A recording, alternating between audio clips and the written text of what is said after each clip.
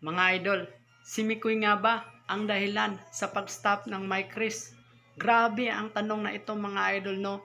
Pero hindi po natin yan masasabi habang hindi po natin alam kung ano ang totoong dahilan sa pag-stop ng Mike Chris mga idol. By the way, noon ay si Idol Mikoy at Idol Jumar ay parang medyo may mga dahil sa mga supporter siguro mga idol, dahil sa mga gawa-gawa ng mga pangbabash kaya nasaktan si Idol Mikoy. So isa ba itong dahilan sa pag-stop ng Mike Chris? At yun mga idol, hindi po pala gusto ni Idol Mikoy na may mangbabash sa kanya mga idol. At para ah, maghilom yung sugat sa puso mga idol, siya na ang nagpasya mga idol na tumiwalag muna sa grupo ni Idol Jumar. At ang tanong dito mga idol, ito rin ba ang dahilan sa pag-stop ng Mike Chris mga idol?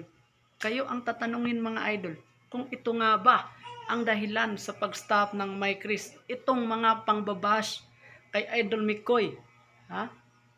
Kung kayo ang nasa puder ni Idol Mikoy at kayo ang ibabash, kaya nyo ba?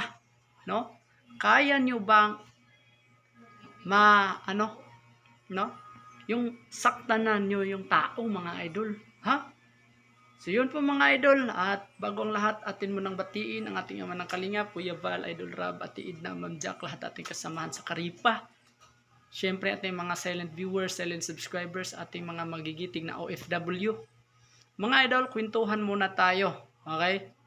Sa paglipas ng panahon ng Mike Chris at unti-unti nang nagbago ang buhay ni Krista at marami ng mga solid sponsors, solid supporters ng Mike Chris. At yun mga idol, nandyan rin po ang pangbabash, paninira sa Mike Chris, paninira sa pagkatao ni Idol Mikoy at ni Krista. Yun po mga idol. Ang tanong dito, isa rin ba ito sa dahilan sa pag-stop ng Mike Chris, yung pangbabash, no? At sino-sino sila mga idol, no? Hindi nila alam na may tao na palang nasasaktan itong si Idol Mikoy. So, yun mga idol, no? Tanong lang yan, espekulasyon. Mga idol, paalala lang po, iba yung fake news at iba yung haka-haka o espekulasyon, ha? So, yun mga idol, yung espekulasyon po natin dito sa nangyari sa pag-stop ng Mike Chris mga idol ay hindi po natin masasabi, no? Na ito nga ba ang dahilan sa pag-stop ng Mike Chris? Ha? Gusto lang ni Idol Mikoy siguro na tumiwalag muna, o ihinto muna, no? Para walang masabi. O di ba? At ito ay nakakabuti rin mga idol ni Idol Krista. Alam niyo yan mga idol. Nakakabuti talaga ito ni Idol Krista, no? At saka ayaw ni Idol Mikoy na pagsabihan yung edad niya, pag-usapan kung gaano sila katanda ni Idol Krista. Oh, di ba? Yung age gap nila, ayaw niyo ni Idol Mikoy mga kalingap. Ito ay isang reaction, opinion mga idol, speculation mga idol. Hindi ito fake news, yung mukha nyo, fake news mga idol. Yung naniniwala sa fake news, yung mukha nyo, fake news, okay? So yun mga idol, ha? Iba yung speculation at iba yung opinion kaysa fake news, okay?